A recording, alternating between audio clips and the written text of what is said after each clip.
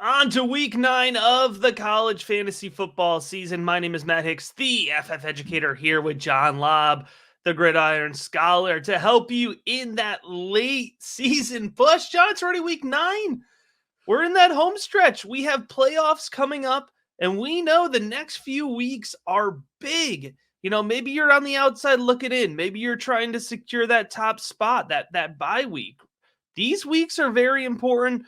We're here to help you out. Another 5 waiver picks. But as always, drop us a comment, ask us those start sit questions, anything you need to get you ready to win another week matchup.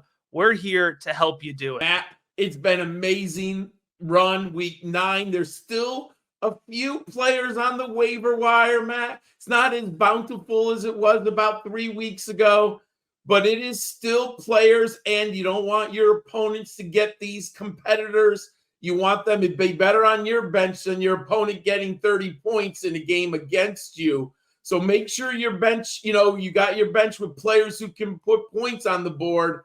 And we had a really great week, Matt. How did we do? Yeah, man, we should be getting worse at this, not better, but we absolutely crushed it with our week 8 hits. So let's touch on those quickly before we get on to our week 9 picks. The tight end train continues to roll. Jack Endries, 19.1 fantasy points. I have no business. I have absolutely no business beyond this much of a tight end hot streak, but we're going to go back to the well this week. We're going to get you another one. We talked about Haj Malik Williams, 32.3 points. He was a waiver pick last week as well. And then if you're not subbed, you got to be subscribed over at patreon.com/rookiebigboard because you get the inside edge with John's sleeper article as well. Chris Hudson, 22 points. Rasul Faison, 24.5 points. Spencer Petras, 33.4 fantasy points. Kevin Jennings, 32.7 fantasy points, red hot right now. And let's keep it rolling, John. You got another quarterback for us. Week 9, who you got? On Saturday night, my wife and I went out for our monthly dinner date. No kids, no family. And in the TV, convinced her to go to a sports bar. And in the corner TV, Baylor, Texas Tech. So I was able to catch some of that game. And I was impressed with Sawyer Robertson. I wasn't convinced that Baylor was back kind of this year, and they started with DeQuan Finn. They moved to Sawyer Robertson. Wasn't sure really what to make out of the Mississippi State transfer. But Matt, when I see points being put up in fantasy leagues, I got to pay attention. He was good in that game. Now, I did find out he's from Lubbock, Texas. So he had a little bit of personal motivation. He had family and friends in the crowd there. But, Matt, he put up 42.5 fantasy points against the Red Raiders. He had 5 touchdown passes. He is quarterback 10 in the past month. In the last 4 weeks, he's a top 12. He should be starting in every league. In that time, he's got over 1,000 yards passing. And more importantly, he's posted a 13-3 touchdown to interception ratio. And what I like about him, we're always seeking dual threat players. He has 151 yards rushing and 2 touchdowns. He's not uber fantastic with his legs, but he gives you a little bit of something, Matt. He should not be on only 10% of rosters right now. Don't let someone else beat you with Sawyer Robinson. And check out his upcoming schedule. Matt's going to talk about it later. It is tasty for the Baylor Bears. Yeah, we're going Baylor Connection this week. So if you want to grab a stack off the waiver wire, you can.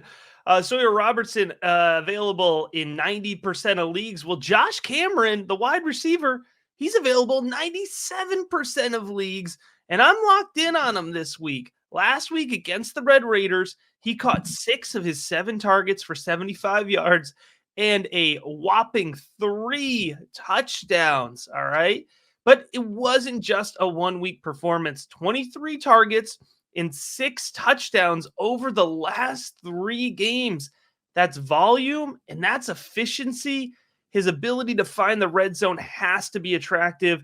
And let's talk about this Baylor schedule because it's pretty nice for the next 2 weeks. He's got Oklahoma State, TCU. Neither one of them are scary defenses. And They're good offenses, so they're going to push the game script. But even better, John, weeks 12 through 14, when you're in the playoffs, when you need somebody in that flex spot, he's got West Virginia, he's got Houston, woo, and he's got Kansas. These are the types of defenses that you want from a power four player in the home stretch in your playoff run. He's available in 97% of the leagues. We're going with the Waco stack this week. Josh Cameron, Sawyer Robertson. Nothing wrong with the Waco stack, my friend. And we are also going to look for a running back. Now, at this time, it is difficult to find running backs sometimes on the waiver wire. But Matt, last Thursday night, I believe it was, I'm sitting at home, I'm watching the Marshall game. And I have to admit, A.J. Turner was impressive. Now, I remember when Marshall had some of the best college fantasy football running backs every year. So they've gone away from that a little bit. But Turner might be the guy down the stretch here who can make a difference in your flex spot and help you win a championship. Matt, on Thursday against Georgia State, 207 yards from scrimmage and 4 touchdowns. So I went back in his last 4 games, 50 carries for 463 yards and 4 scores. So I'm like, that's impressive. What has he done for the year? More importantly, I couldn't believe this. 10 yards per carry. Now, I can't imagine keeping that much efficiency for the remainder of the year. But, Matt, what if he averages 7 yards a carry? He takes a little bit of dip. Hey, I'm all fine with 7 yards a carry. 717 yards rushing. Matt, he's the 14th runner in the nation, and he is available on over 80% of leagues right now. I think you might unload your fab budget up to 90%. Now, sometimes you have to have $1, so be careful. Like if you have 0 bids or you need your $1. But he is a type of player here late in the season. He could make a massive difference on your team. And Matt, that schedule, University of Louisiana Monroe, Southern Mississippi, Coastal Carolina, Old Dominion. I mean, he should be getting volume and yardage. Put your fab money, put your waiver wire bids on A.J. Turner. Hard to find a good running back on the wire right now. We love that call to empty the fab. But hey, save $1. I don't think you need more than $1. Maybe save $2 for tight end Blake Bozma. We're going deep. We're going to Western Michigan. And John, if you're noticing the picture here, man, I got to tell you, I take some pride in it. I dig deep. Even these players that they don't get a lot of, good photos. I try to pull a good one, make sure it always looks clear. But I left the Blake Bozma one here because this is the only decent photo I could get of him. It looks like it's a Sasquatch sighting here, all right? Because it's making my point. He's under the radar. He can't even get a good picture from the Western Michigan photographer. But guess what? He caught 6 to 7 targets, 3 touchdowns, 85 yards against Buffalo last week. He's caught 25 of 26 targets on the season. That's efficiency. That's going to get you some more targets. And he has at least 1 touchdown in 3 of the last 4 weeks. All that sounds great, John. Even better, he's available in 96% of leagues. Even better, here's the best one. He's playing Kent State this week. The absolute worst defense in the FBS. Everything lines up here. Let's keep this tight end hot streak going with Blake Bozma. We're going to call him the Sasquatch of college fantasy football. That's what I feel like I'm doing here with this photo. Hey, Matt, I wrote a couple weeks ago, the MAC is back. And there are players in the MAC conference teams who are really putting up some fantasy points. I don't know if it's the coaching staffs yet, if it's just a better, teams with growth and players performing. But I like the MAC conference this year. And our final player does not come from the MAC.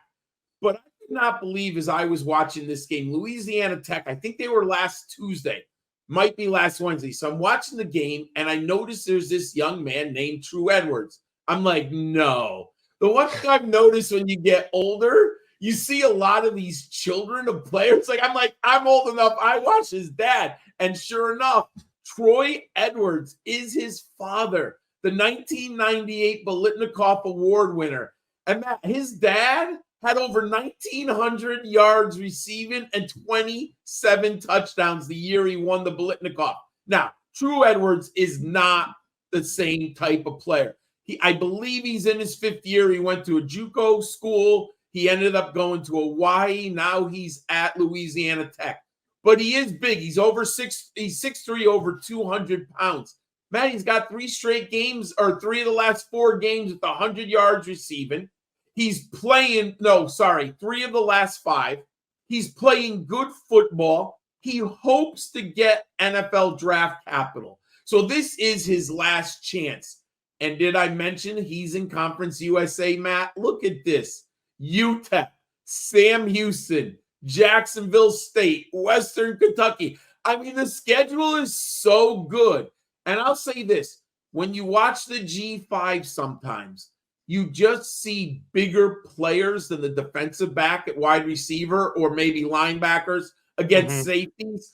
True Edwards looks really big against the Conference USA defensive backs. Hey, if he's getting peppered with this number of targets, Matt, I think you should go pick him up. He looks for real in the eyeball test.